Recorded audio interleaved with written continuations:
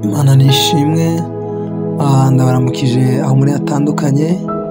Uyu ni umunsi mwiza Imana iduhaye wo kugira ngo duhimbaze Imana.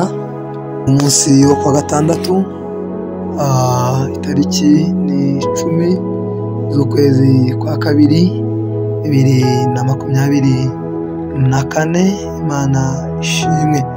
Hanyuma uyu munsi turi ku munsi wacu wa 326 commanding your day. Imana ishimwe. Hanyuma uyu munsi turasoma muri Zaburi, ni ibice 55 umurongo wa 2 kugeza umurongo wa 22 kugeza 23. Kasuye mu izina rya Yesu. Avuga ngo akanwa ke kanyereraga nk'amavuta, ariko umutima we wibwiraga intambara gusa. Amagambo ye yaroroheraga kurusha amavuta ya elayo, ariko yari inkota zikuwe. 23 bakavuga ngo ikoreze Uwiteka umutwaro wawe, nawe azakuramira, ntabwo azakundira umukiranutsi kunyeganyezwa. Amen. Haleluya. Reka iri ritube isengesho muri kino gitondo cyo kuwa gatandatu. Tubyuka mu gitondo tujya muri shuguri, abandi bajya muri wikendi. Uwiteka Imana ibagire neza. Reka iri jambo uyu munsi rituyobore mu munsi wacu, kuko Uwiteka arashaka kuganiriza umutima wawe, ashaka kuganiriza ubugingo bwawe. Reka Imana ikugire neza. Biranyambwiye ngo akanwa ke kanyereraga nk'amavuta, ariko umutima we wibwiraga intambara gusa. Haleluya. Hari igihe umuntu akuganiriza cyangwa se muhuza, akakwereka ko ari mwiza, akakwereka amagambo meza, akavuga byiza, akakwereka ibikorwa byiza, ariko umutima we wibwira bibi gusa, wibwira amagambo mabi gusa, wibwira gukorera bibi gusa, wibwira intambara ku buzima bwawe gusa.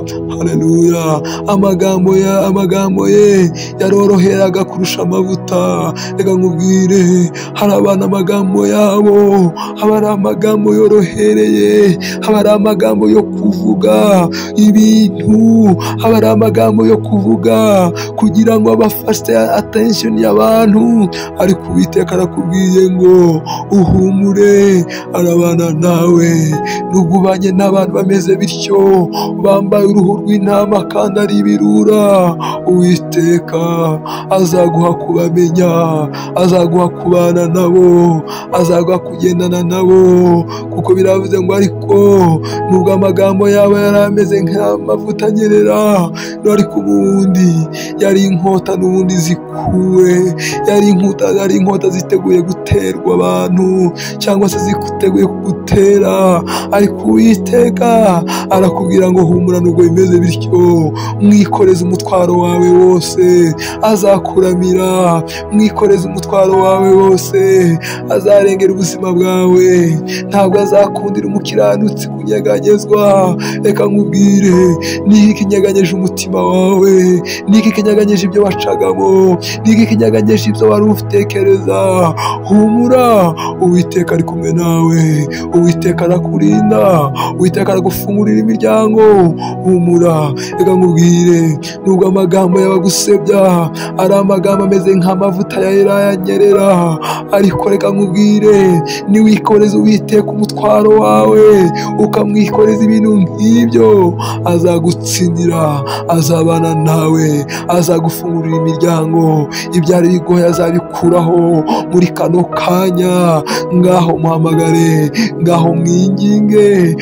Rabakaya nabazeketekererere, ribakara bababaza nabashana.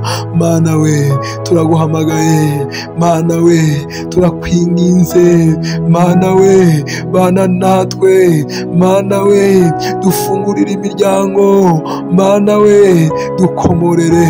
Izina ryawe rihabwe icyubahiro, ni mu izina ryawe Yesu tukwikoreje imitwaro yose, ntabwo uzadukundira ngo tunyeganyezwe. Tugukoreje imitwaro yose kugira ngo data uturwanire intambara, mu gihe zatunaniye uzabane natwe muri byose mu izina rya Yesu, amen. Uwiteka Imana ikurinde, Imana ikuyobore, yikoreye umutwaro wawe, ibyari bikugoye ibikuyeho, uyu mwanya arabana nawe. Umunsi wa ku gatandatu Uwiteka uri kumwe nawe muri byose mu izina rya Yesu, amen.